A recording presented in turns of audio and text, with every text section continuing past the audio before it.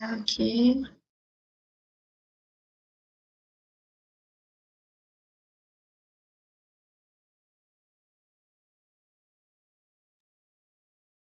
Tudo certo? Todo mundo vendo? Obrigada, Grazi. Claro.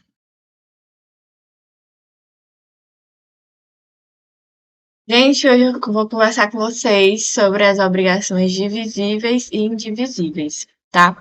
Eu peço bastante atenção de vocês, principalmente quando a gente chegar nas indivisíveis, porque aí sim a gente vai chegar na partezinha mais complicada de obrigações.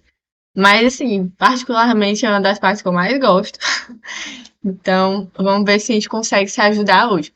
Não entendeu? Gente, me falem, que eu repito tudo de novo se vocês precisarem, tá bom? Porque realmente eu entendo que fica um pouquinho mais difícil a compreensão de alguns detalhes, mas vai dar certo. Vamos lá.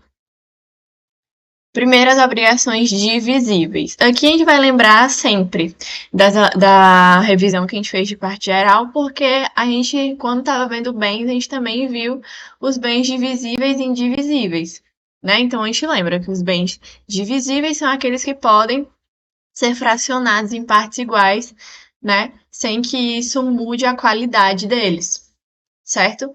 Vai, não vai ter muita diferença de valor, mas nos bens, né, no caso. Mas aqui sim, porque quando a gente está falando desse tipo de obrigação, se a gente fracionar esses bens, eles vão ter valores diferentes se forem fracionados. Mas essa é a única diferença. Continuam sendo os mesmos bens, mas que eles podem ser divididos em partes iguais sem que percam a sua qualidade, certo? Então vamos começar assim. Os bens são as que possuem um objeto ou bem divisível. Essa é a característica principal das obrigações divisíveis. É esse tipo de objeto, um objeto que pode ser fracionado, pode ser dividido, certo? A prestação é suscetível de cumprimento parcial, sem prejuízo de sua substância e de seu valor. Então, quando a gente está falando de uma prestação dentro de uma obrigação divisível, como dito anteriormente, ela pode ser cumprida em parcelas. Às vezes eu posso dar uma parte, às vezes outra, ou então de uma vez só, mas dividida. Entende? Pode ser dividida até em quantos devedores ou credores estiverem na relação, mas também podem ser pagas em periodicidade, certo? Sem prejuízo de sua substância e de seu valor, que é a característica principal dos bens divisíveis, tá? Trata-se de divisibilidade econômica e não material ou técnica, que foi o que eu falei. Aqui ele vai ter divisibilidade econômica justamente porque, se ele for fracionado, certas vezes vai ter um valor menor, digamos assim. Vai ter um bem inteiro, vamos pegar, por exemplo, o dinheiro. Eu tenho aqui R$ 1.000 comigo. Se eu pegar várias cédulas até que chegue em R$ 1.000, se eu dividir, cada partezinha vai ter um valor menor, mas no todo ele ainda é R$ 1.000. Deu para compreender? É mais ou menos isso. Ela vai ter a divisibilidade econômica, mas sempre juntando no todo, vai ter o mesmo valor econômico que o anterior, mas ele pode ser dividido tanto para ser pago em parcelas, como para ser dado em quantidades diferentes para cada devedor ou para cada credor. Vocês entenderam? E cada um dos devedores só está obrigado a cumprir com a sua cota parte da dívida. Então, quando a gente pode dividir uma obrigação, cada pessoa, cada devedor aqui no caso, ele só vai ser obrigado com aquela quantia do todo, que foi o que eu acabei de falar. Se eu tenho R$ 1.000 e dividir entre vários devedores, cada um deles só vai ficar responsável por aquela quantia em dinheiro, que quando juntar todo mundo vai dar R$ 1.000, mas cada um deles só vai estar responsável por aquela partezinha que é dele. Não tem nada a ver com a obrigação dos outros, mas para a obrigação estar completa, tá? Precisa ter o todo no final. A gente vai fazer exemplos e vai ficar um pouquinho mais claro. E o exemplo disso são as obrigações pecuniárias. Porque se você me deve R$ 10 de uma obrigação total de R$ 20, o outro devedor, se forem dois devedores no caso, o outro devedor me deve 10. Então, eu tenho uma obrigação de R$ 20. Os R$ 20 é o todo. Essa obrigação só vai ser resolvida pago os R$ 20. Mas um devedor, ele apenas é responsável por 10 e o outro é apenas responsável por 10. Entendem? Porque elas podem se dividir. Mas mesmo assim, não tem como eu dizer que a obrigação foi concluída sem que eu tenha pago o todo. Ela pode ser dividida, mas ela não pode perder o seu valor inicial, certo? Aqui é quando realmente começa a gente ver mais ou menos a prática. Que a obrigação divisível, a principal característica dela é o concurso partes fiunt, que as partes se envolvem. Essa parte em português ninguém entende muito bem. Realmente o conceito dela é que, na obrigação divisível, ela se divide em tantos quantos credores ou devedores existirem. Que foi isso que eu acabei de falar. Se tiverem vários credores ou vários devedores, eu posso dividir essa obrigação, tá? Em tantos quantos existirem, mas cada um deles só é responsável pela sua cota parte, pela parte que foi estipulado para cada um, tá? E aqui a gente vê a relação com o artigo 257, que é, havendo mais de um devedor ou mais de um credor em uma obrigação divisível, essa presume-se dividida em tantas obrigações iguais e distintas quanto os credores ou devedores. Por quê? Porque nela presume-se partes iguais. Quando a gente tem um valor e a gente quer dividir entre credores ou entre devedores, a gente presume que nesse valor total a gente vai dividir entre cada credor ou entre cada devedor em partes iguais. Como é aqui o exemplo. A credora, ela fala que para os devedores eles devem R$ 300.000 a ela. Então eu tenho uma prestação a ser cumprida de R$ 300.000. Esse é o todo. Ela precisa receber R$ 300.000 para essa obrigação estar concluída. Então, a gente presume que cada devedor deve a ela R$ 100.000. Deu para entender? Então, se eu tenho um concurso parte fiunt, que significa que as partes vão se envolver, as partes se envolvem presumidamente em partes iguais, porque ela vai ser dividida em cada credor ou em cada devedor. Cada um deles vai ser responsável por uma parte. Não importa se for quebrado o número, se eles podem até às vezes pagar valores diferentes, mas cada um vai ser responsável por uma parte da obrigação. Mas é mais comum, e é o que é presumido até pelo próprio código, que esse valor seja sempre igual para cada um, até para ninguém se sentir prejudicado. Pode no contrato eles estabelecerem que vai ser pago no final R$ 300.000, mas algum deles querer, ah não, eu pago 200 e vocês dois se dividem com 50? Pode, mas assim, eles têm que concordar todos. Por isso que é sempre mais comum e é mais fácil se presumir que eles paguem em partes iguais para que ninguém se sinta prejudicado, certo? Então, se tem uma obrigação inteira, ela só vai ser concluída se paga o valor inteiro. Mas a gente vai presumir, sempre pensar que todos os devedores vão estar devendo o mesmo valor em conjunto, certo? Cada um deles aqui, nesse caso, precisa pagar R$ 100.000 para que a obrigação esteja completa e ninguém se sinta prejudicado pelo outro.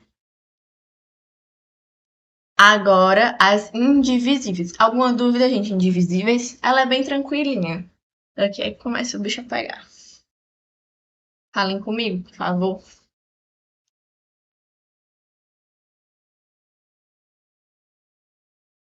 Eu presumo que vocês entenderam. Ótimo. Obrigada aí. Obrigações indivisíveis. Lembrando de bens de novo. As obrigações divisíveis, a gente vai lembrar dos bens indivisíveis, que são aqueles que, se eu fracionar, ou ele vai perder completamente a sua utilidade, ou completamente o seu valor inicial, certo? Então, assim, são obrigações que, divididas, elas vão ir contra o meu contrato. Eu não tenho como dar partes, porque ela não vai ter a mesma qualidade do início e muito menos o mesmo valor, certo? Então, Característica principal das obrigações indivisíveis é que, quando a prestação tem por objeto uma coisa ou um fato não suscetíveis de divisão por sua natureza, por motivo de ordem econômica ou dada a razão de determinante de negócio jurídico. Aqui ele está dizendo que as obrigações indivisíveis elas podem ser indivisíveis por natureza. Aqui pode ser um exemplo, caso dos animais. Por natureza, eles não podem se dividir, porque ninguém vai cortar um bichinho no meio, né? Pelo menos não vivo, oh meu Deus. Por motivo de ordem econômica, tá? Então, por exemplo, as pedras preciosas. Se eu tenho uma pedra de diamante, se eu dividir ela em partes, cada partezinha vai ter um valor diferente. Então, não tenho como eu dizer que eu tenho uma peça original de mesmo valor se eu dividir ela. É impossível. Ou dada determinante do negócio jurídico. Ou seja, se for determinado entre as partes que aquele bem não pode se dividir. Um exemplo aqui pode ser até os terrenos. Eu compro um terreno completo, né? E aí eu falo, ó, mas esse terreno aqui eu comprei ele com esses metros quadrados, ele tem que ficar desse jeito do início ao fim. Ou seja, eu dei a característica de indivisível para ele. Eu não posso partir ele no meio ou em terços para dar para outra pessoa. Não, eu comprei um bem completo, porque foi estipulado em determinante negócio jurídico. Eu estabeleci com outra pessoa que aquele bem vai ser indivisível, certo? Uma vez cumprida parcialmente a prestação, o credor não obtém nenhuma utilidade ou obtém a que não representa a parte exata do que resultaria do adimplemento integral. Ou seja, se eu parcialmente resolvo essa obrigação dividindo ela, né? Se eu tenho uma obrigação que ela é indivisível e eu corto ela em partes, eu cumpro ela parcialmente, o credor ou ele não vai ter utilidade nenhuma, porque aquele bem não pode mais ser utilizado da forma que eu queria, como por exemplo, os animais, como é que eu vou. Eu queria um cachorrinho, como é que eu vou ter ele agora na minha casa se ele foi partido? Não, não dá. Até porque ele morreu. Mas enfim. Então, assim, quando eu tenho uma obrigação indivisível, se ela for cumprida parcialmente, o credor vai ser prejudicado. Então, ou ele não tem mais aquela utilidade que ele tinha antes, certo? Ou ele não representa mais a parte exata do que resultaria do adimplemento integral, ou seja, ele não representa mais aquele valor economicamente aferível que eu teria anteriormente se ele tivesse completo. Entendem? Então, se eu tenho uma obrigação que ela foi dada como indivisível, ela pode até ser divisível, mas entre as partes elas foram dadas como indivisível, não pode se dividir por causa que as partes estipularam assim. Se eu resolver essa obrigação parcialmente, se eu do nada decidir que eu quero dividir esse bem, isso vai trazer consequências para o credor, porque o credor já tinha em mente uma, como resolver as coisas da vida dele com aquele bem inteiro. Ele não sabe o que fazer se eu dividir ele, entendem? Então, se ela criar característica indivisível e ele for parcialmente cumprido, vai ter consequências para o credor, porque ele não tem mais como cumprir com aquilo que ele queria de início, porque o bem foi partido. Não tem como, entendem? Agora sim, pode ser, assim como as divisíveis, pode ser que eu tenha pluralidade de devedores ou de credores. Vamos agora ver com pluralidade de devedores, tá? O credor, nessa obrigação, ele vai escolher o devedor que deve o todo. Por quê? Porque como é indivisível, alguém tem que dar inteiro, certo? Então, se eu tenho mais de um devedor, eu vou escolher aquele que vai me dar o inteiro, certo? Justamente porque eu preciso do bem inteiro. Aí vocês podem ficar pensando, tá, e os outros devedores da obrigação, como é que eles vão ficar? Porque se um deles deu o inteiro, os outros vão dar o quê? Aí é que tá. Os outros devedores, eles vão cobrar do devedor que deu todo. Na verdade, o devedor que deu todo vai cobrar dos outros devedores, perdão. O devedor que deu o todo, que deu o bem completo, ele vai cobrar dos outros devedores o valor do que eles deveriam inicialmente. E a gente vai chamar isso de subrogação. Vamos devagar, que essa partezinha aqui pega um pouquinho. Vamos lá. Subrogação ou substituição. o devedor prejudicado, que no caso é o devedor que pagou o valor completo, que deu o bem inteiro. Obviamente ele pagou mais caro, né? Já que os outros devedores ainda não deram nada. Porque se eu tenho um bem divisível, alguém vai ter que dar o bem completo. Então, um deles deu inteiro o valor da prestação, porque ele deu o bem completo. Então, esse a gente vai chamar de devedor prejudicado, que é o devedor que deu o bem completo. Então, o devedor prejudicado passa a ser novo credor e pode pedir o restante da prestação aos outros devedores. Então, temos aqui um credor que pediu um bem, certo? Um dos devedores entregou. Aí esse devedor que entregou, ele fala que agora ele pode ser o novo credor da obrigação, porque agora ele que precisa receber algo dos outros devedores. Entendem? Então, assim, eu tenho um credor que pediu um bem. Ok, o devedor entregou. Só que eu tinha mais de um devedor, certo? Então, esse devedor que entregou o bem, ele vai ser o novo credor da obrigação. Por quê? Porque agora é ele que quer uma prestação, certo?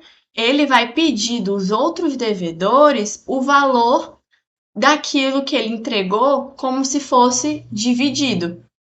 Vamos lá com o exemplo que vai dar certo. Vamos lá, artigo 259. Se havendo dois ou mais devedores, a prestação não for divisível, cada um será obrigado pela dívida toda, ou seja, um deles vai ter que pagar a dívida inteira para o credor, um deles. Mas no parágrafo único, o devedor que paga a dívida subroga-se no direito do credor em relação aos outros co-obrigados.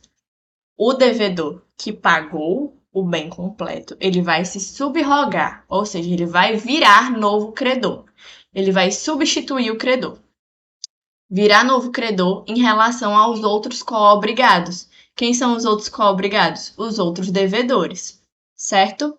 E uma observação: perde a qualidade de indivisível a obrigação que se resolver em perdas e danos. Por quê? Porque como é que eu vou dizer que é indivisível uma obrigação que vai poder se resolver com dinheiro? Entendem? Porque a obrigação em perdas e danos vai virar pecuniária. E a gente viu que as obrigações pecuniárias são sempre indivisíveis, certo? Vamos lá. Subrogação. Vamos devagarzinho agora com o exemplo. De novo, subrogação ou substituição. O devedor prejudicado passa a ser novo credor e pode pedir o restante da prestação aos outros devedores. Ok. Temos aqui uma credora e ela fala que os três devedores da obrigação, devem um carro a ela. Eles concordam em conjunto em entregar esse carro. Tudo bem? Tudo bem. Aí o que acontece? O devedor aqui, roxinho, ele entregou o carro. Pronto. Resolveu a obrigação com a credora. Aqui tá o carro, fechou o negócio, obrigação concluída. Beleza. Só que aí, o devedor aqui, roxinho, ele vai falar: gente, eu entreguei o carro. Esse carro, ele custava 150 mil reais. Agora vocês vão ter que me pagar. Por quê? Porque quando eu entrego um carro de 150 mil reais de uma vez, é como se eu sozinha tivesse entregue 150 mil reais. Aí como é que ficam os outros devedores? Essa obrigação agora a gente vai transformar em obrigação pecuniária. Por quê? Ele entregou um carro que valia 150 mil reais. Tá, então vamos dividir. 150 mil reais, de inicialmente, eram 3 devedores. Então, se a gente visse como uma relação divisível, né, cada devedor teria que pagar 50 mil reais, certo? Então, se ele pagou o valor completo do carro, é como se ele tivesse de uma vez pagado o valor inteiro. Então, ele fala: ó, devedores, eu paguei 150 mil, mas é como se a minha parte fosse só aqueles 50, porque a gente ia dividir em 3. Então, cada um de vocês agora me deve 50, para poder dizer como se cada um deles tivesse pagado 50 mil reais de início. Deu para entender? Que é tipo assim, tá aqui o devedor, ele entregou um carro de 150 mil reais. Só que vamos pensar se fosse uma obrigação divisível. Se a prestação era de 150 mil reais e eu tenho 3 devedores, a gente vai presumir que vai se dividir em partes iguais. Então, cada devedor estava responsável por 50 mil. Só que um deles pagou inteiro. Então, os outros devedores vão dar a parte deles, digamos assim, a parte deles da prestação, não mais para o credor originário, agora para o credor que se subrogou, que foi o primeiro devedor que resolveu a obrigação. Então, o devedor que entregou o carro, ele vai se transformar em novo credor para poder cobrar dos outros devedores o valor que cada um teria se fosse uma obrigação divisível. Cada um presume-se pagos em partes iguais. Isso mesmo, Rogério, esse é o artigo mesmo. Então, assim, deu para entender, galera? Se eu tenho alguém que paga a dívida completa e ela vai se transformar em. E ele vai se transformar em um novo devedor, porque ele vai se subrogar, a gente vai fingir aqui na nossa cabeça que essa obrigação virou divisível, porque cada um deles precisava pagar um valor igual. E cada um deles precisava responder com essa prestação. Então, o devedor que entregou, ele vai virar um novo credor e os outros devedores têm que pagar a parte deles para esse devedor originário, tá? Lorena, depois da subrogação, a obrigação indivisível se tornou divisível, já que se passa em uma obrigação pecuniária. É isso que eu tô falando. Quando a gente resolve tanto em perdas e danos, ou quando a gente vira em subrogação, a gente vai agora precisar dividir esse bem entre os credores. Então, sim, vou voltar aqui na observação. Vai perder a qualidade indivisível a obrigação que se resolver em perdas e danos. Isso aqui tá em doutrina, eu não tenho certeza se tá no código, mas tá em doutrina. Mas aqui eu achava mais correto falar, perde a qualidade indivisível a obrigação que se tornar pecuniária. Porque se tornar pecuniária, obviamente ela vai ser divisível, porque eu posso presumir dividi-la em partes iguais entre os devedores. Tudo bem? A subrogação tem algo a ver com as medidas subrogatórias? Tem. Só não sei te dar um exemplo agora, mas tem. Vamos lá. Ou seja, vamos mais uma vez dar um resumão. Ou seja, o carro valendo 150 mil reais, se entende que a obrigação se tornou pecuniária, logo divisível. Então, implicitamente, é como se cada devedor tem uma obrigação de 50 mil reais. Dado o carro para o credor, o devedor que entregou a prestação cumpriu com a sua parte da obrigação, seus 50 mil, ele deu os 50 mil dele, pois pagou o todo, se entendendo que de uma só vez pagou os 150 mil, cabendo receber o restante do valor pelos outros devedores. E é assim que, pedindo aos outros devedores, ele vira novo credor, porque agora é ele que precisa receber. São os outros devedores que estão devendo agora para o devedor que entregou a obrigação, não mais para o credor originário. Tudo bem? Gente, pelo amor de Deus, todo mundo entendeu essa parte? E assim, uma dica que eu dou pra vocês é quando. Calma. Eu entendo que o credor tem direito a 50 mil reais mais perdas e danos sobre cada devedor. Assim, não necessariamente ele vai precisar de perdas e danos, não. Por quê? Porque em nenhum momento teve culpa envolvida. Tinha uma obrigação desde o início. Cada um deles era responsável pelos 50 mil, Rogério. Cada um deles tinha essa obrigação já. Mas, se eu pagar inteiro, eu apenas resolvi a obrigação. Cabendo aos outros devedores só me darem o que eles ainda devem, digamos assim. Pode falar.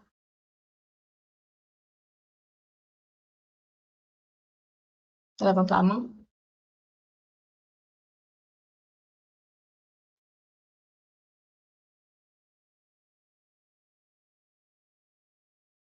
Olha. Você tem como escrever então, Rogério? Que aí eu vejo. Mas, enfim, continuando aqui. Eu não tenho como dizer que eu vou precisar de perdas e danos no momento da subrogação, porque ninguém teve culpa. Ninguém tinha como, sem querer, eu dei um carro. Desculpa, galera. Eu pensei que era pra todo mundo dar o carro. Não, porque, tipo assim, vamos pensar aqui de outra forma. Eu tô aqui numa concessionária. São 3 pessoas que querem comprar o carro. A gente fala, gente, o carro é 150 mil. Então vamos comprar o carro, cada uma pagando 50. Tudo bem, cada uma paga. Aí chega outra pessoa e fala: Ei, eu quero comprar esse carro de vocês. Pode ser? Pode, tudo bem.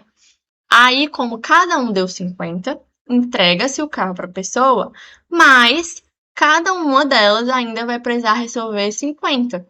Entendem? Então, assim, se uma delas resolveu inteira a obrigação, os outros ainda assim vão precisar resolver também.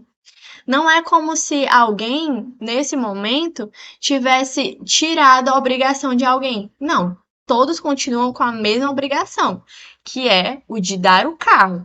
Tudo bem. Só que quando eu entrego esse carro, eu não tenho como dividir a entrega do carro em 3, porque o carro é um só. Então eu posso dividir o valor. Entregando inteiro, cada um deles vai ser responsável por 1/3 do valor do carro. É apenas isso. O credor já não se importa mais com ela a partir do momento em que o dos devedores adimple a obrigação. Exatamente. Entrega a obrigação para o credor, ó, se virem em vocês. Eu já tô com o que eu quero, se resolvam sozinhos. A obrigação se tornou divisível porque foi dividido o valor dos bens em partes para o novo credor? Porque meio que eu transformei essa obrigação em pecuniária. Então, se eu tenho uma obrigação pecuniária, logicamente eu consigo dividir o valor do dinheiro em cada um deles. Entendem? Então, se eu tenho uma obrigação indivisível que em algum momento ela vai se tornar pecuniária, eu posso dividir em partes iguais para cada devedor. Posso aplicar a situação com crédito amigo, porque da turma que fez o crédito fica uma responsável para pagar o todo, o valor completo ao banco. Sim, se as outras, se um precisar pagar o valor completo e as outras ainda estavam obrigadas a pagar também, essa pessoa que pagou o valor completo pode cobrar das outras sem nenhum problema. E aqui, é, vamos falar de uma meio que uma exceção. Isso é doutrinário, tá? Tá numa jurisprudência. Vamos ler juntos aqui. O fiador, que paga integralmente o débito objeto do contrato, fica subrogado nos direitos do credor originário, mantendo-se todos os elementos da obrigação primitiva, com as suas garantias e limitações.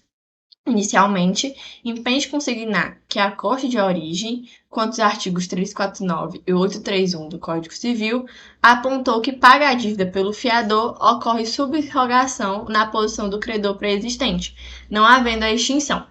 O que é isso? Quando eu tenho uma obrigação, eu posso, tá? Eu posso ter um fiador a meu favor. É uma pessoa que eu contrato, tá? Para se eu não tiver dinheiro para pagar essa obrigação, o fiador paga para mim, certo? Se eu não tiver dinheiro para pagar, eu tenho meu fiador, ele paga em meu nome, certo? Então eu tenho aqui uma obrigação e aí digamos que eu que ia entregar o carro, tá? Mas aí aconteceu alguma coisa e eu sei que eu não ia ter como e tal, não tenho mais o carro, enfim. Se for o fiador que pagou a minha obrigação, não necessariamente eu preciso ser a pessoa que vai virar o novo credor. Não sou eu que vou me subrogar. Já que foi o fiador que pagou, ele tem o mesmo direito que eu teria. Então, ele se subroga nos direitos do credor. O fiador agora vai virar o credor, porque foi ele que pagou com débito. Ele vira o novo credor e pede dos outros devedores que o paguem. Aí, para a pessoa que contratou, né, que era aquela pessoa que não tinha o recurso para pagar, se resolve com ele depois. Mas o fiador, assim como qualquer devedor, ele tem o direito de se subrogar também, certo? Então, se eu tenho uma obrigação que ela tem como garantia o fiador tem a mesma garantia que todos os outros devedores. Se ele pagar inteiro, ele pode subrogar nos direitos do credor também, assim como qualquer um deles, certo? Lembrando que o fiador pode correr ser indenizado pelos perdas e danos atrás de quem ele ajudou, comentando isso a parte da responsabilidade sem débito. Exatamente, é o que eu falei. Se tem um fiador, ele pode subrogar com os outros devedores, mas ele depois vai precisar ir atrás também daquele devedor que ele cobriu para poder garantir o patrimônio dele também, certo? Porque ele tinha uma obrigação com todas as pessoas. Ele tinha uma obrigação com o primeiro devedor, né? Já que ele precisava pagar o todo, mas quem pagou foi o fiador, e agora ele vai ter uma obrigação com os outros devedores, porque ele vai virar credor. Então, com o devedor que não conseguiu pagar, ele se resolve depois, mas ele tem a garantia de, no momento que ele pagou a obrigação que era do outro, ele nesse momento tem como cobrar dos outros devedores, mesmo que ele não tinha nada a ver com eles anteriormente, porque a obrigação dele era com a pessoa que não ia ter patrimônio para pagar. Mas, depois que ele paga, se ele sabia que tinha outros devedores envolvidos, ele pode cobrar deles também. Agora, com aquele que era da obrigação original, né, que era a obrigação que ele tinha como pagar se não tivesse patrimônio, ele se resolve depois, até pode ser também com perdas e danos, como o Rafael falou. Agora, com pluralidade de credores, tá? Qualquer um dos credores pode exigir o todo do devedor. Isso aqui é a regra geral, gente. Como o bem é indivisível, o credor sempre vai poder pedir o bem completo. Mas aqui a diferença é que não é um credor em específico que tem que pedir o todo do devedor. Não, qualquer um dos credores pode exigir o bem inteiro. Até porque agora só tem um devedor, né? Então eu tenho, tipo, 3 credores. Qualquer um desses 3 pode chegar no devedor e falar: Ó, me dá o carro. Beleza, que são para os 3. Mas eu posso exigir do devedor qualquer um deles, certo? Como é que funciona a entrega quando eu tenho pluralidade de credores? São 2 opções. Ou o devedor vai entregar o bem completo para todos em conjunto, certo? Então eu tenho aqui 3 credores e um carro como prestação. O devedor chega, ele só pode entregar o carro se todos os credores estiverem presentes. Então eu tenho aqui 3 credores. Os 3 chegaram no lugar estipulado para ser a entrega. Se todos estiverem lá e todos estiverem em acordo, o devedor pode entregar. Agora, se só for um, se só forem 2, não. A entrega tem que ser a todos em conjunto, certo? Ou então, pode ser entregue a um, exigindo, deixe uma caução de retificação. Eu escrevi errado, é deixe, tá? A um, exigindo deixe uma caução de ratificação. Que é isso, Lorena? Se eu chego no momento da entrega e só tem um, eu vou praticamente abrir outra obrigação. Porque eu vou falar, tá bom, eu te entrego o carro, mas tu tem que me dar uma garantia que os outros credores vão receber também. Que é o que a gente chama de caução de ratificação. É como se fosse um novo contrato. É a garantia que eles estipulam entre o devedor e o credor que foi receber de que os outros credores também vão ter direito a esse bem. Então, chegou lá, só tem um credor e o devedor que vai entregar a obrigação. Ele tem que exigir desse credor uma caução de ratificação. Por quê? Porque senão, se disser que, ah, não, mas foi entregue só para mim, é como se o devedor fosse culpado. Entendem? Ele entregou só para um, mas não sabia que ele não ia entregar para os outros e tudo mais. O devedor pode sofrer consequências disso. Então, ele, pro bem dele, para dizer, não, eu paguei bem, eu paguei certinho. Ele precisa dessa caução de ratificação justamente para provar. Olha, se ele não entregou, ele me falou que ia estar aqui na nossa caução. Ele me falou que eu não tenho culpa de nada, tá? Se os outros não receberam, a culpa não é minha. Eu paguei bem, certo? Agora, se pagar mal, poderá os outros credores cobrarem do credor que recebeu. Ou seja, se esse credor não entregar, os outros credores podem cobrar o credor que recebeu. Até se com culpa deles não terem recebido, aí sim cabe as perdas e danos. Mas é só se eles Se ele pagar mal ou não cumprir com a caução. Aí sim, os outros credores podem e devem cobrar desse credor que recebeu, porque todos eles tinham direito ao carro, digamos que a prestação seja um carro. Todos eles tinham direito ao carro. Então, se um deles recebeu e não entregou para os outros, ele pagou mal, entendem? Então, os credores podem ir atrás dele para cobrar sem prejuízo nenhum. Artigo 261. Se um só dos credores receber a prestação por inteiro, a cada um dos outros assistirá o direito de exigir dele em dinheiro a parte que lhe caiba no total. Como assim? Quando ele recebe por inteiro uma obrigação, um dos credores, os outros credores, tá? Eles podem exigir dele a parte em dinheiro. É praticamente a mesma coisa quando acontece com a pluralidade de devedores. Eu tenho aqui vários credores, certo? Um deles recebeu por inteiro. Tá. Ele recebeu, digamos, que o carro no valor de 150 mil. Aí, como não tenho como dividir o carro, cada um dos outros credores, se ele pagar mal, pode exigir do credor originário o valor em dinheiro do que eles não receberam. Ou seja, eles podem exigir 100 mil reais desse credor, já que cada um deles teria, entre aspas, que receber 50 mil, já que o valor do carro era 150, tá? Então eu tenho aqui um credor, ele recebeu o carro no valor de 150 mil, aí ele pagou mal. Então os outros credores podem chegar e dizer para ele, tá, eu tô sem meu carro, mas você nos deve os nossos 100 mil. Então ele tem que dar 50 mil para cada um dos credores, já que eles não vão poder ficar com o carro. Então, se só um dos credores receber a prestação por inteiro, a cada um dos outros assistirá o direito, eles vão ter esse direito de exigir dele em dinheiro a parte que lhe caiba no total. É só lembrar da pluralidade de devedores. Tem o valor completo, mas são mais de um credor. Se só um ficar com o carro, só um poder ficar com ele, os outros vão precisar receber pelo menos a prestação em dinheiro, certo? Então, se todos estavam lá para receber, tudo bem, a obrigação se extinguiu.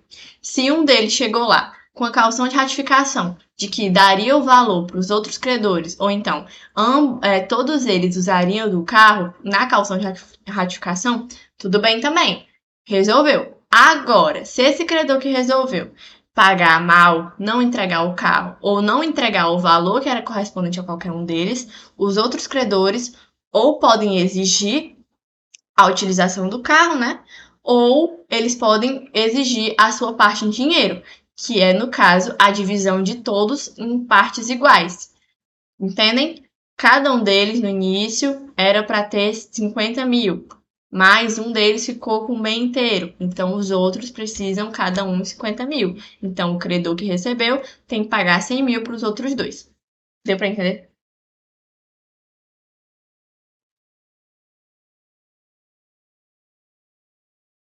Entenderam, gente? Ótimo. E é isso. Minha parte hoje foi esta. Ai, ai, cansei. Calma aí, viu, Rafael? Já te dou a palavra.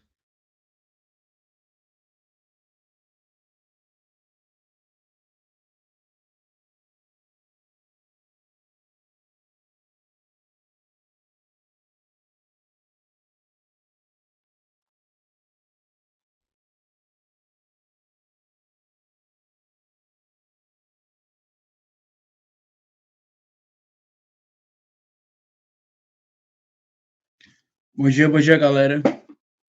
Vocês não viram ainda essa parte de obrigações solidárias, certo?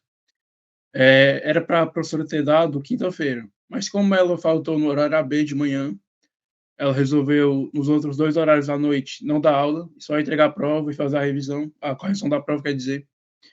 E para não ficar muito apertado na, no outro sábado pós-feriado, daqui 2 semanas, que aí estaria acumulado 3 aulas, né? A gente agora vai adiantar um pouquinho solidárias para no outro GED não ficar tão grande, beleza? Beleza, Rafael, pode deixar aqui, a gente anota depois. Bom, As obrigações solidárias, elas, elas precisam de mais de um credor, certo? Então, existe uma quantidade superior a uma pessoa na relação, né, obrigacional, e necessariamente vai haver essa obrigatoriedade de haver mais de um credor, certo? Então, aqui, as obrigações solidárias são as que possibilitam o credor ou credores de uma relação de múltiplos agentes de focar ou afunilar toda a obrigação em apenas para um devedor. Então, fazendo a distinção com as obrigações indivisíveis, nas indivisíveis, você primeiro, o seu devedor, ele vai ser obrigado a pagar a sua cota parte, certo? Na obrigação indivisível, o devedor vai pagar só a sua cota parte, e aqui na solidária, tem a possibilidade de um devedor pagar logo tudo, certo? Então, essa é a principal diferença para a obrigação indivisível, beleza? E aqui o exemplo que eu dei, o João sendo credor. Nessa parte aqui, tá errado aqui o slide. Você pode ter um credor e mais de um devedor e outros devedores e só um credor. Então, você precisa ter mais de uma pessoa, mais de um agente no polo passivo ou no polo ativo, certo? Depois eu mudo. Então, aqui no exemplo que eu dei, vai ser da obrigação solidária passiva, que é quando existe só um credor e vários devedores. A obrigação solidária passiva, eu não vou entrar muito em detalhe hoje, porque pela ordem da aula e da doutrina, eles começam com a obrigação solidária ativa, certo? Que é quando existem vários credores. Só que aqui, a título de exemplo, eu vou começar com a solidária passiva, porque é mais fácil de entender, certo? Então, aqui, o João, ele sendo credor, empresta R$ 1.000 para cada um dos 5 devedores, sendo esses Maria, Pedro, José, Paulo e Joaquim. E nas obrigações solidárias tem a possibilidade, como eu disse anteriormente, de você cobrar para um devedor toda a integralidade da obrigação, certo? Então, aqui, a gente percebe que existem 5 credores e só o João, o João ele vai ser o único credor e aqui 5 devedores, beleza?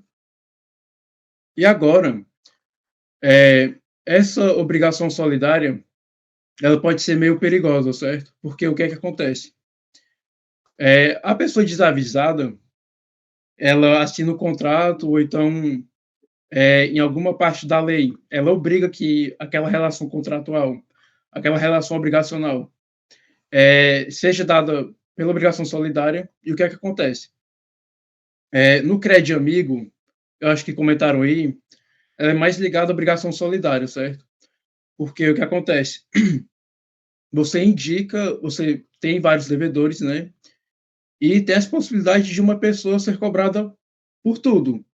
Então, a pessoa que ela estiver com pouca grana, ela vai se complicar toda. Tá dando para entender?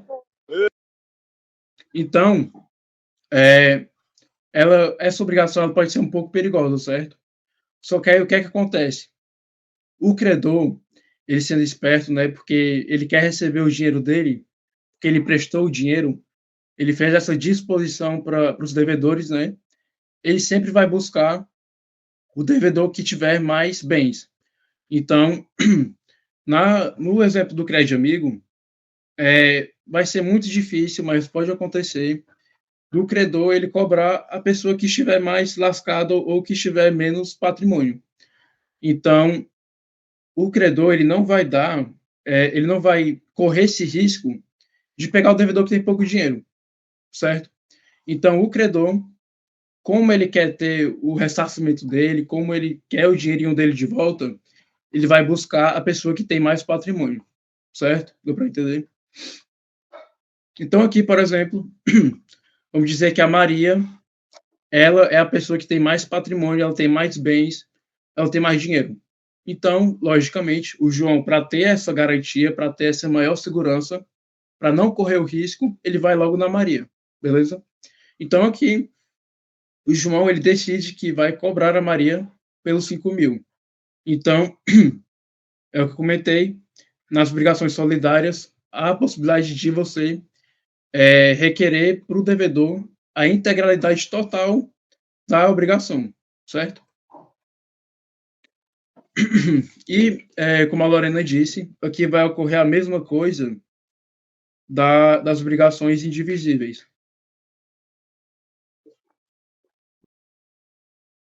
Então, o que é que vai acontecer? A Maria, como ela deu os 5.000 diretamente, integralmente para o credor, para o banco, vocês percebem que ela agora está, ao invés de dar R$ 1.000, que era o que foi combinado entre aspas, que cada devedor tinha a sua cota parte, ela deu logo 5.000. Então, os R$ 1.000 dela, que ela tinha que pagar, beleza, foi combinado, ela está tranquila enquanto é o dinheiro que ela pagou, o que foi combinado. Só que aí, o credor decidiu cobrar ela o restante, né, os 4.000, porque na obrigação solidária, como eu disse, tem essa opção. Na verdade, é isso. Então, no exemplo, como a Lorena disse, esse devedor que ele pagou integralmente, ele quer o ressarcimento dos outros devedores. Então, ele não vai ficar, ele não vai ser omisso nessa parte, certo? Então, aqui vai haver a subrogação. A Maria, ela vai substituir, entre aspas, o credor. Então, ao invés de ser o exemplo aqui, né? Tá aqui o credor, o banco, e o resto aqui da minha mão são os devedores. O credor, ele vai embora, porque ele já recebeu o dinheiro dele, porque até que eu comentei aqui no chat. O credor, quando ele recebe o dinheiro integral dele, ele está pouco se lixando para os devedores. Então, eles que se matem aqui, porque ele já vai estar livre da obrigação, certo? Então, a Maria, ela vai, na posição de estar subrogada, ela vai estar na posição de cobrar os outros devedores. Tranquilo? Deu para entender? Essa é a parte básica da solidariedade aqui, de maneira geral, certo? Esse aqui são os princípios gerais da solidariedade, e agora eu vou entrar na parte da solidariedade ativa. Agora aqui só falando da parte geral, a solidariedade ela não é presumida, ela tem que ser estabelecida ou pela vontade das partes, por contrato, ou então pela anuência das pessoas, ou resultante por lei, está aqui no artigo 265 do Código Civil, e também você pode definir, pela vontade das partes, as diferentes prestações. Então, para um devedor, eu posso cobrar tudo imediatamente e depois eu posso cobrar também a pessoa de maneira prolongada. Ele pode diferir o pagamento, prolongar, certo? O 266, ele aborda isso. Deixa eu ver aqui o que o Igor disse. Rafael Maria pode cobrar os 4.000 de um só devedor, isto é, solidariamente contínua. Não, não pode. Não pode. Porque senão, quando mais. Não, não, aqui não entra perdas e danos, certo, Rogério? Porque o que acontece? É, já é estipulado no contrato que o devedor ele vai ter que pagar a Maria de qualquer jeito. Então, vamos voltar aqui no exemplo que eu comentei. Vamos esquecer a Maria. Vamos dizer que o Joaquim, que foi o escolhido, já é abordado no contrato que vai acontecer a mesma coisa com qualquer devedor, certo? Então, aqui não há de comentar as perdas e danos, porque não há inadimplemento desses 4 agentes, certo? Quando que vai ocorrer as perdas e danos? Quando, nessa parte aqui da subrogação, o devedor não resolver pagar. Aí sim vai haver as perdas e danos, certo? Então, quando a Maria, que está subrogada, ela não receber a cota parte de cada devedor, aí sim vai entrar as perdas e danos, certo, Rogério?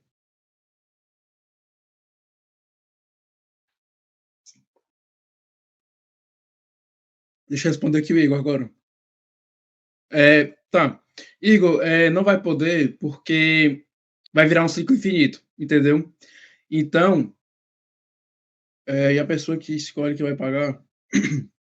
Tá falando do credor com o devedor, Denise?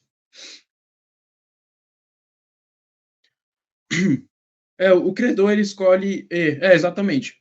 O que vai acontecer? O que eu comentei. O credor, ele tem os dados. Eu estou falando aqui no crédito amigo, né? Porque é o que é mais comum. O credor, ele tem as informações de quem tem mais patrimônio, de quem tem mais bem. Então, vamos supor, a Maria, ela só anda com roupas de luxo, ela tem vários bens de luxo, e as outras pessoas, os outros devedores, é, eles agem, eles têm, como eu posso dizer, eles se portam com roupas medianas, os bens deles são simples, são medianos, então, por presunção, pode acontecer também, pela Maria se portar como uma pessoa que tem muito dinheiro, porque ela só anda com roupa arrumada, ela só anda com roupas caras, o credor ele pode presumir também que a Maria consiga pagar integralmente, beleza? E respondendo aqui o Igor, é, deu para entender, Rafael, a sociedade não se presume de ser remanescente. Obrigado. Pronto, exatamente. Porque é uma coisa complicada, Igor, porque o que é que acontece? Como eu te expliquei, a obrigação solidária ela é muito perigosa, porque a pessoa que, por exemplo, todas as pessoas têm pouco dinheiro. Então, se a pessoa desavisada, ela tendo pouco dinheiro, ela vai ter que pagar isso integralmente. Então, ela vai estar numa situação assim, perigosa. Ela pode ter pouco dinheiro, ela não pode ter esses bens todos, esse patrimônio todo. Então, ela vai estar desesperada, dependendo da situação, para que ela para que ela cobre esses devedores restantes, certo? Então, ia complicar muito a situação para, por exemplo, se fosse no Poder Judiciário, cada devedor se subrogar, entendeu? Acho que deu para explicar direitinho. Agora aqui passando para solidariedade ativa, que são os múltiplos credores. A solidariedade ativa tem a pluralidade de credores, que é a situação em que há mais de um credor e apenas um devedor. Então, aqui no exemplo que eu dei, a Luciana ela vai ser a credora, então a Luciana ela vai dispor as coisas para os outros devedores, certo? Não, pera, minto. Então a Luciana que ela vai ser a devedora e ela vai dispor as outras coisas para os credores, certo? Aqui só um devedor e 3 credores. É que eu me confundo porque é até provável que a professora ela passe rápido a solidariedade ativa, porque ela não é tão comum, certo? Então, às vezes dá para confundir. Aí aqui tem as regrinhas básicas da solidariedade ativa. Artigo 267. Qualquer credor da relação pode exigir a prestação ao devedor. Então aqui, no caso aqui o João, né? Vamos dizer que cada credor desse aqui emprestou para a Luciana R$ 1.000, certo? Esses credores, eles vão ter a possibilidade de cobrar integralmente a Luciana por esses R$ 3.000, certo? Então, a Luciana pagando o João os R$ 3.000, ele recebeu o dinheiro integralmente, então ele pode fazer essa requisição do que ela deve, certo? Aqui no caso do exemplo que eu dei.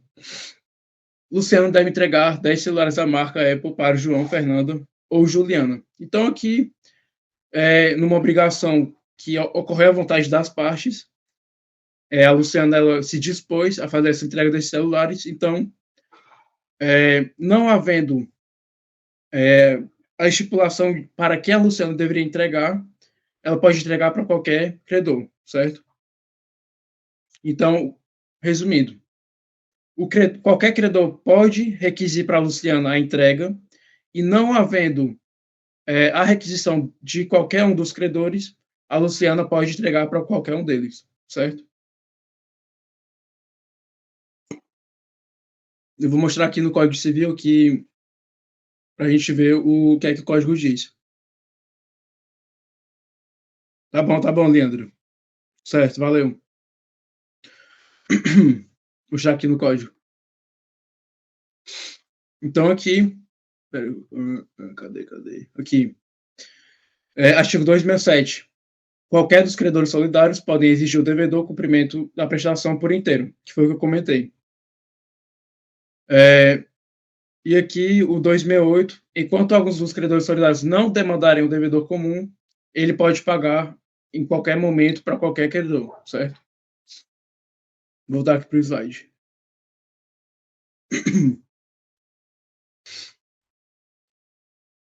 Agora, entrando nos artigos específicos da solidariedade ativa, tem um ponto que é importante ser ressaltado, que o que acontece?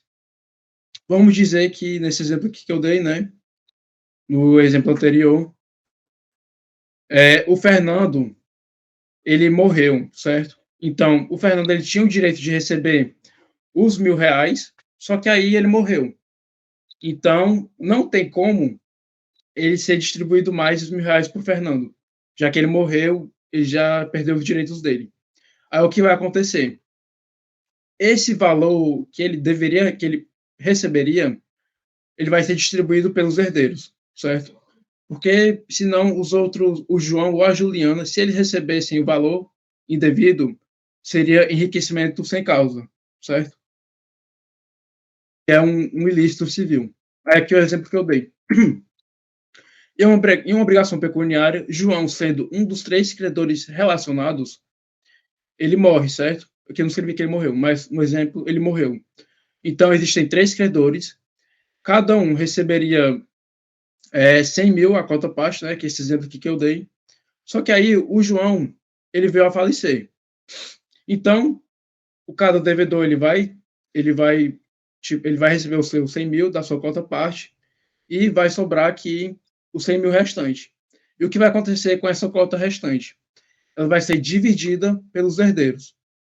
Então, aqui na obrigação, no exemplo que eu dei, o João, sendo credor dos 3 relacionados, ele morre, né? Ele deveria receber 100 mil da sua cota parte, só que antes vai haver a divisão entre os seus herdeiros, no caso aqui Francisco e Gerson. Aqui no caso, os herdeiros juntos serão dados como representantes de João da relação. Então, o João ele vai ser representado pelos seus herdeiros e cada um dos herdeiros vão receber a sua cota parte. Aqui no caso, como são 2, vai ser dividido entre 2 e cada um deles vai receber 50 mil reais. Deu para entender? Me mandem a resposta aí no chat, por gentileza. Deu, show. Para quem estiver saindo, pode escrever aí a matrícula e o nome que a gente contabiliza depois. Aí aqui agora, se tratando de uma obrigação indivisível, no caso, o que é que vai acontecer? O inadimplente, vou partir logo para o exemplo, que eu usei um carro também, exemplo aqui, não foi combinado com a Lorena. O que vai acontecer? O Rafael, sendo o devedor, ele vai restituir para Miguel, Giovanni ou Leandro um carro determinado, só que por negligência ele bateu o carro. Então, como a gente viu, havendo a negligência, havendo o ato ilícito, o inadimplemento, ocorre a possibilidade de ser responsabilizado. Então, o que vai acontecer nesse caso? Por ser uma obrigação indivisível, que ele tinha que devolver o carro, e como, nesse caso, ele causou dano, ou nesse caso aqui, houve a perda total do objeto, né? Então, ele não vai conseguir devolver o carro. Vai haver o ressarcimento pela perda de danos, ou seja, obrigação pecuniária, ou seja, como a Lorena disse, usando o mesmo exemplo, obrigação pecuniária é obrigação divisível. Então, nesse caso, vai haver a conversão das perdas e danos e cada credor vai receber a sua cota parte, certo? Que agora, só para fechar a matéria de hoje, eu vou passar os 2 exercíciozinhos que são rápidos e só para falar aqui a extinção da obrigação, que é o que eu já comentei, que o que é que vai acontecer? O pagamento feito a um dos credores solidários extingue a dívida até o momento do que foi pago. Então, aqui, como que há a extinção da obrigação? O devedor simplesmente fazer a prestação dele, certo? É o que o código, no artigo 269, ele está dizendo. Aí, continuando aqui. A obrigação solidária ativa consiste no concurso na mesma obrigação, mais de um credor, cada um com direito de exigir a dívida toda. Então, na obrigação ativa, o credor, como eu disse anteriormente, ele pode exigir do devedor a dívida toda. Aí, em consequência, caso dos credores solidários, tem o direito de exigir o devido à prestação inteira, que foi o que eu disse, e, em regra, a obrigação do devedor de cumprir a prestação em mão de qualquer um deles. Aí, agora, o que é que vai acontecer? Esse credor que ele recebeu a cota inteira, vocês percebem que os outros dois credores, eles não vão ficar de mão dada também, então eles querem a parte deles, porque eles se dispuseram de primeiro modo um valor, ou então o carro, né? E eles querem, novamente, como eu disse aqui no começo das obrigações solidárias, eles querem a parte deles. Então, na obrigação solidária ativa, o credor que ele recebe a prestação inteira, ele não pode ficar com a integralidade do objeto prestacional do devedor, certo? Então, nesse caso, ele vai dividir também a cota parte para os outros credores, certo? Deu para entender? Alguém ficou com alguma dúvida?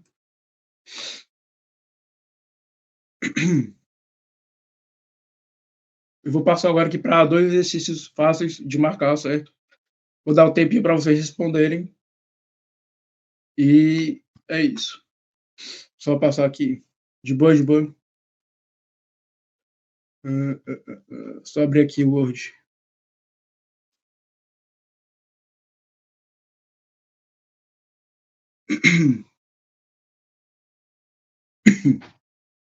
Vocês estão conseguindo enxergar aí? Tá dando de boa, né? Só. Pronto. Eu vou dar 3 minutinhos para vocês fazerem o exercício, certo? Vou cronometrar aqui no meu celular.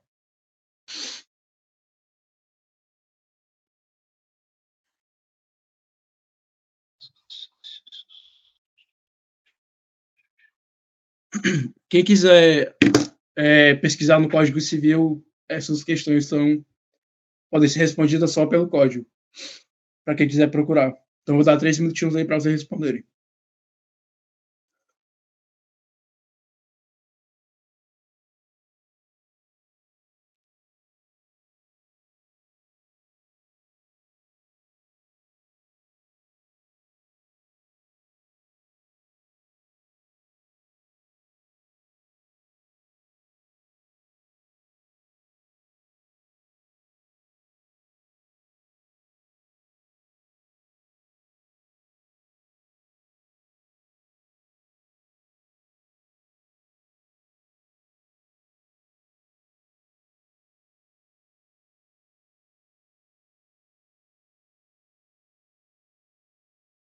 Nessa primeira questão, nesse primeiro item, vocês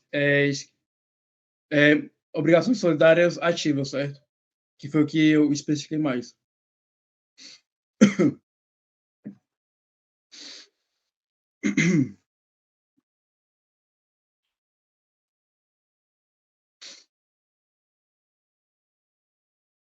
Vou até escrever aqui.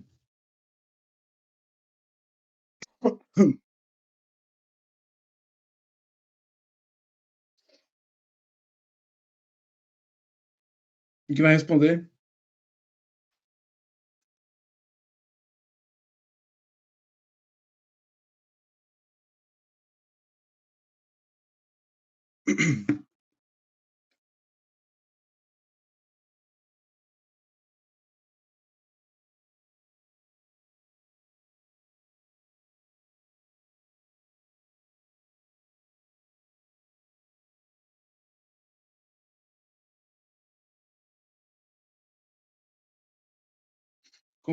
Já deu um tempinho aqui dos 3.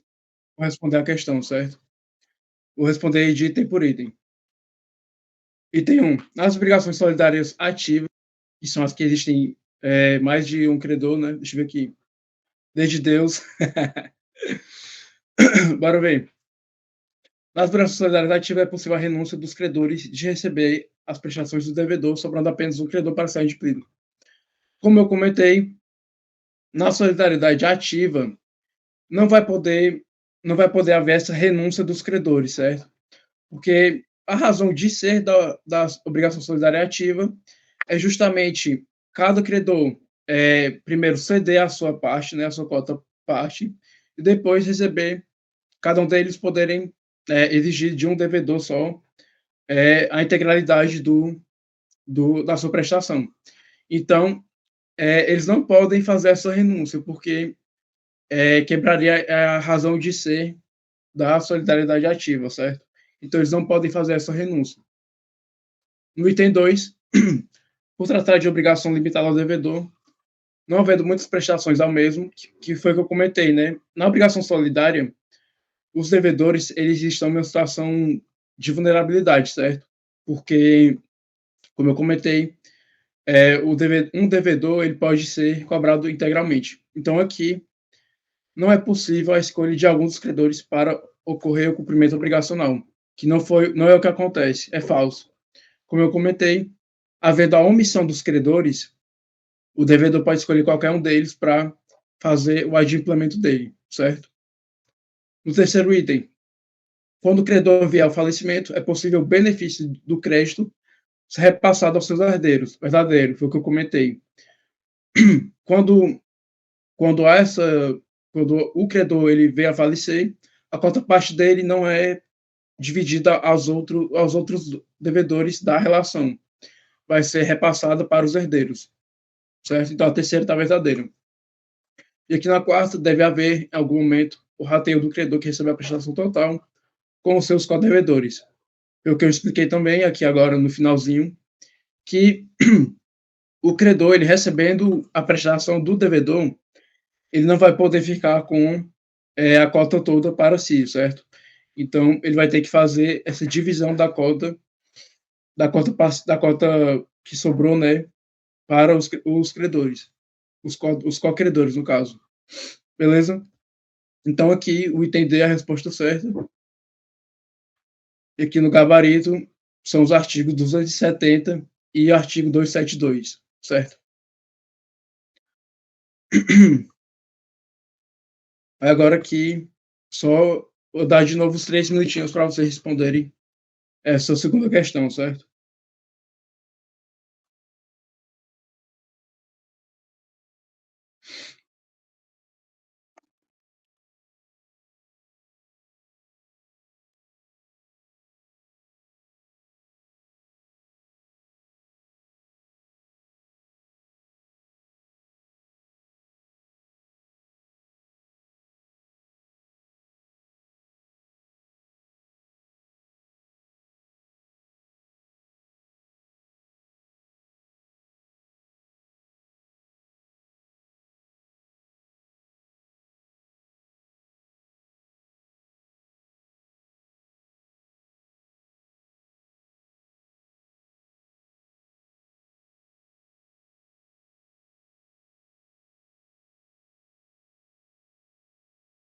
Ela que é incorreta, viu, nessa questão.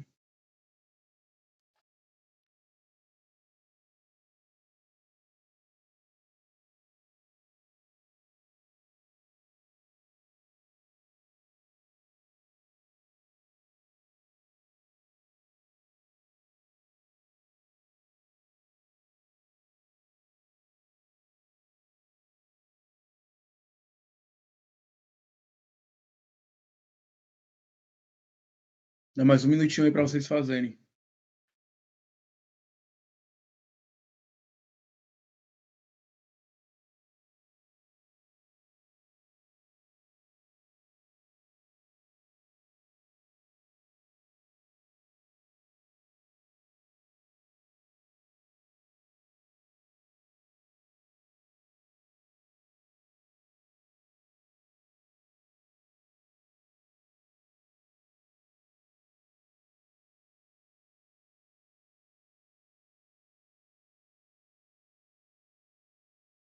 Como ninguém respondeu, eu vou aqui resolver a questão agora.